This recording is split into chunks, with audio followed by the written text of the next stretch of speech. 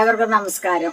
നമ്മളിതൊരു പുതിയ വീഡിയോയിലേക്കാണ് കടക്കാൻ പോകുന്നത്. അതെന്താണെന്ന് ചോദിച്ചാൽ ഒരു അപ്പമാണ് ഉണ്ടാക്കാൻ പോകുന്നത്. ഈ അപ്പം എന്ന് പറഞ്ഞു കഴിഞ്ഞാൽ പാലപ്പമാണോ അതുമല്ല, അപ്പമാണോ അതുമല്ല, നല്ല അതിമനോഹരം പോലെ തന്നെ നല്ല അതിമനോഹരമായ ഒരു അപ്പമാണ് നമ്മൾ ഉണ്ടാക്കാൻ പോകുന്നത്.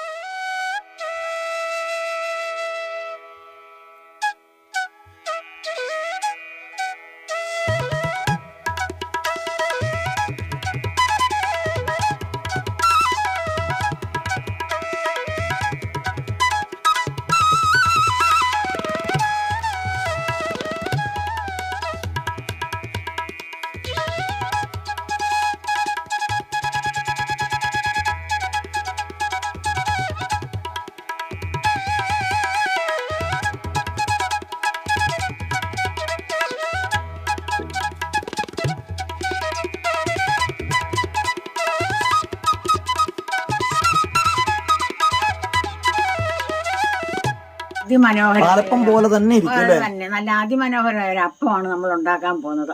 അപ്പൊ അതിന് നമ്മൾ എടുത്തിട്ടുള്ളത് 2 ഗ്ലാസ് 4 ഗ്ലാസിന് 2 ഗ്ലാസ് പച്ചരി എടുത്തിട്ടുണ്ട്. ഈ പച്ചരി ഞാനൊരു 10 മണിയായപ്പോൾ വെള്ളത്തിൽ നല്ലപോലെ കഴുകി അത് വെള്ളത്തിലിട്ടിരുന്നു. 6 മണിയായപ്പോഴാണ് അത് അരച്ചപ്പോൾ നമ്മൾ അതിന്റെ കൂടെ ഒരു 3 കഷ്ണം ചുമന്നുള്ളിയും കൂടെ അരച്ചു ഈ അരിക്കകത്ത്. പച്ചരി മാത്രമേ ഇട്ടുള്ളൂ, വേറെ ഒന്നും ഇട്ടില്ല. പച്ചരി ഇട്ടു.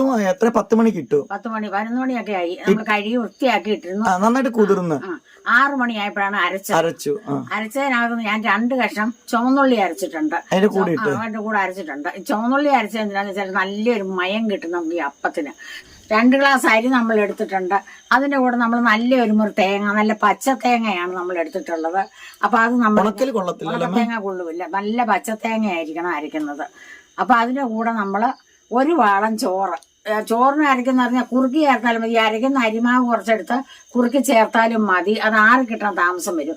അപ്പൊ നമ്മൾ നല്ല ചോറുണ്ട്, നമ്മുടെ വീട്ടിൽ ചോറുണ്ടല്ലോ, 1 വാളം ഒരു തവി ചോറ് അത്രയും മതി അല്ലേ?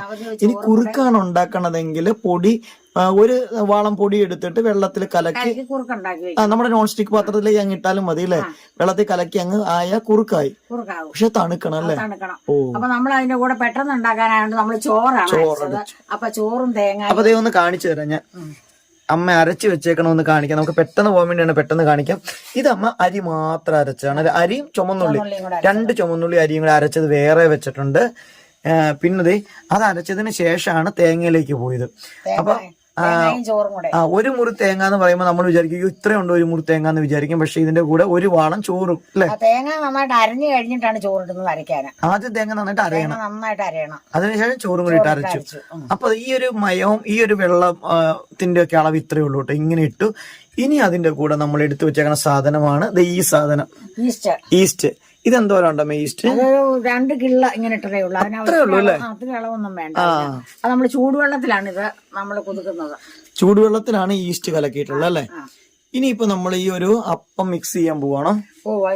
ഇത് നമ്മൾ അരച്ച് വെച്ച തേങ്ങ നമ്മൾ ഈ അരി അരച്ചതിനകത്തോട്ട് ഇടും. ഇതെല്ലാം വേറെ വേറെ അരയ്ക്കണം. അപ്പൊ നമ്മൾ ഇതിനകത്തോട്ട് ഇത് ഒഴിക്കാൻ പോവാണ്. ഇത് തേങ്ങയും ചോറും കൂടെ അരച്ചതാണ്. അപ്പൊ നമുക്കൊരു ഈസി അപ്പമാണ് ഇത്. ടേസ്റ്റി, നല്ല രുചിയുള്ള അത് തന്നെ. ഇത് നല്ല ടേസ്റ്റ് ആണ്. ഇതിന് കറി ഒന്നും വേണമെന്നില്ല കൂട്ടാ തിന്നാന്. ഇനി നമ്മൾ ഇതിന്റെ അകത്തേക്ക് ചേർക്കാൻ പോകുന്നത് നമ്മുടെ ഈസ്റ്റ് നമ്മൾ ഒഴിക്കാം.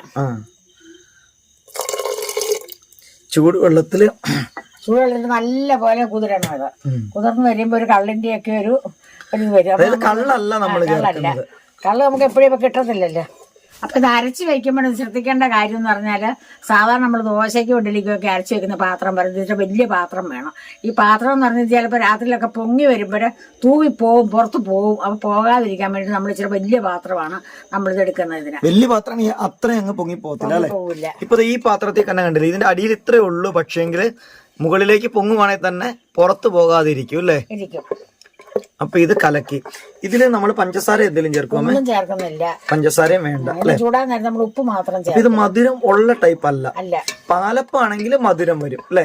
പാലപ്പത്തിന് നമ്മൾ അല്പം മധുരം ഒക്കെ ചേർക്കാറുണ്ട് ആൾക്കാര്, ചെറുതായിട്ട്. പക്ഷേങ്കിൽ ഇതിന് നമ്മൾ മധുരം ഒന്നും ചേർക്കത്തില്ല. ഇതൊരു പാലപ്പം സ്റ്റൈലുള്ള ഒരു അപ്പാണ്. അപ്പൊ ഇതിന് നല്ലൊരു ടേസ്റ്റ് ആണ് ഇതിന്.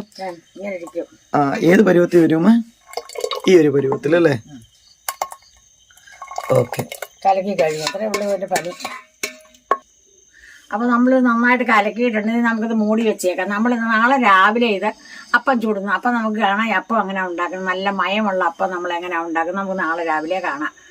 രാവിലെ ഇപ്പൊ നമ്മുടെ അപ്പം എങ്ങനെയാണെന്ന് നമുക്ക് നോക്കാം. ഇതിങ്ങനെയാണ് കേട്ടോ പൊങ്ങിയിരിക്കുന്നത്.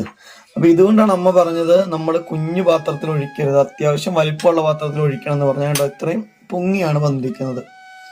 ഇനിയിപ്പോ എന്നാ വേണേ? ഉപ്പിട്ട് ഇളക്കാൻ പോകും. ഉപ്പിപ്പോഴാണ് ഇടുന്നത് അല്ലേ?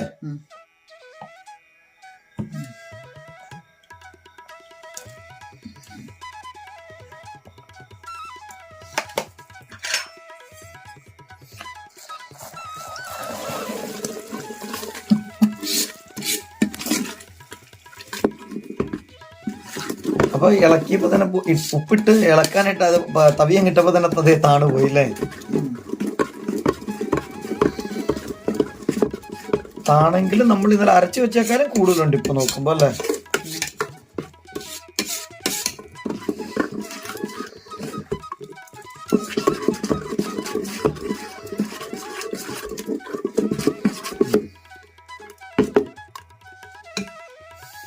അങ്ങനെ നമ്മുടെ ഒരു കുഞ്ഞൊരു പാലപ്പച്ചട്ടിയാണ് കേട്ടോ ഇത്, നോൺ സ്റ്റിക്കിന്റെ. അപ്പൊ ഇതിലാണ് കേട്ടോ ഉണ്ടാക്കാൻ പോകുന്നത്. അപ്പൊ ചട്ടി അടുപ്പ വെച്ചിട്ടുണ്ട്. അപ്പൊ ഈ ഒരു കുഞ്ഞു പാലപ്പച്ചട്ടിയിലാണ് നമ്മൾ ഇത് ഉണ്ടാക്കാൻ പോകുന്നത്. ഇതിൽ നമ്മൾ എണ്ണയൊന്നും അങ്ങനെ ഒഴിച്ചിട്ടില്ല കേട്ടോ. നോൺ സ്റ്റിക്ക് ആയതുകൊണ്ട് തന്നെ എണ്ണയൊന്നും ഉപയോഗിച്ചിട്ടില്ല. നേരെ അങ്ങ് കോരി ഒഴിച്ച് പാലപ്പം ഉണ്ടാക്കുന്ന അതേ രീതിയിൽ തന്നെയാണ് കേട്ടോ അമ്മ ഇത് ചെയ്യുന്നത്. കണ്ടോ?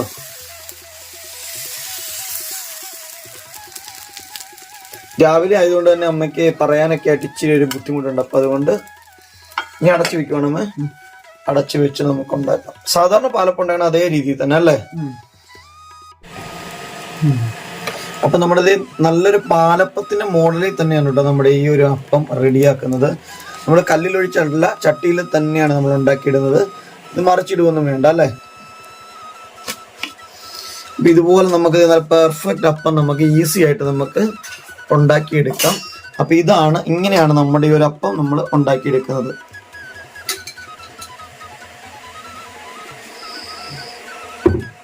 നിങ്ങൾക്ക് ഈ ഒരു മാവിൽ ഒരല്പം മധുരം ചേർക്കണമെങ്കിൽ മധുരം ചേർത്ത് നിങ്ങൾക്ക് ഈ അപ്പം ഉണ്ടാക്കാം. ലേശം മധുരം വേണമെങ്കിൽ ആഡ് ചെയ്യാം. അതല്ല മധുരം ചേർത്തില്ലെങ്കിലും ഈ അപ്പത്തിന് കുഴപ്പമൊന്നുമില്ല. ഇങ്ങനെ നമുക്ക് ഉണ്ടാക്കിയെടുക്കാവുന്നതാണ്. അങ്ങനെ നമ്മുടെ അപ്പം നമ്മളിത് ഇങ്ങനെ ഉണ്ടാക്കിക്കൊണ്ടിരിക്കുകയാണ് കേട്ടോ. അപ്പം ഉണ്ടാക്കുമ്പോൾ ഒരു കാര്യം ശ്രദ്ധിക്കണം. നമ്മൾ സാധാരണ അപ്പം ഉണ്ടാക്കുന്നത് പോലെ നമ്മൾ മുകളിൽ വെക്കരുത് അല്ലേ? പാലപ്പാണിൽ നമ്മൾ ഇങ്ങനെയാണ് വെക്കുന്നത്. അല്പം ഒന്ന് മാറ്റി മാറ്റി വെക്കണം. അതിനുശേഷം ഇത് ചൂട് മുഴുവൻ ആറിയതിന് ശേഷമാണ് നമ്മൾ മൂളി വെക്കാവുള്ളൂ. അപ്പൊ ചൂടുള്ള സമയത്ത് നമ്മൾ നിരത്തിയിടണം, അല്ലെങ്കിൽ അപ്പം ഇങ്ങനെ ഒട്ടിപ്പിടിക്കാനുള്ള സാധ്യതയുണ്ട്. അപ്പൊ അതുകൊണ്ട് നമ്മൾ വലിയ പ്ലേറ്റിലേക്കാണ് അപ്പം ചുട്ടി വെക്കുന്നത്. തണുത്ത് കഴിഞ്ഞ പിന്നെ നമുക്ക് ഈ അപ്പത്തിനെ നമുക്ക് ഒന്നിച്ചാക്കി വെക്കാം. അപ്പൊ നമുക്ക് എളുപ്പത്തിൽ ഉണ്ടാക്കുന്ന ഈ അപ്പം നല്ല രുചിയുള്ള അപ്പമാണ്. ഈ അപ്പം ഉണ്ടാക്കിയിട്ട് നിങ്ങൾക്ക് എല്ലാവർക്കും ഇഷ്ടപ്പെട്ടു കാണുമെന്ന് ഞാൻ വിശ്വസിക്കുന്നുണ്ട്. അടുത്തൊരു വീഡിയോ ആയി വരുന്നവരെ നിങ്ങൾക്ക് എല്ലാവർക്കും എന്റെ നന്ദി, നമസ്കാരം. ഒരു ലൈക്കും കമന്റും ഒന്നും ആരും മറക്കരുത്. ഉണ്ടാക്കി നോക്കണം നിങ്ങള്. ഇത് നമുക്ക് വലിയ കഷ്ടപ്പാടോ പ്രയാസങ്ങളോ ഒന്നും ഇല്ലാത്തതാണ്. നമുക്ക് ഇച്ചിരി തേങ്ങയൊക്കെ ഉണ്ടെങ്കിൽ നമുക്ക് പെട്ടെന്ന് ഉണ്ടാക്കാവുന്ന ഒരു അപ്പമാണ്. രാവിലെ അരച്ചു വെച്ചാൽ നമുക്ക് 4 മണി പലഹാരമായിട്ട് നമുക്ക് ഉപയോഗിക്കാം. അപ്പൊ എല്ലാവർക്കും നല്ലൊരു ദിവസം ആശംസിച്ചുകൊണ്ട് നമുക്ക് അടുത്ത വീഡിയോ വരുന്നവരെ എല്ലാവർക്കും നന്ദി, നമസ്കാരം.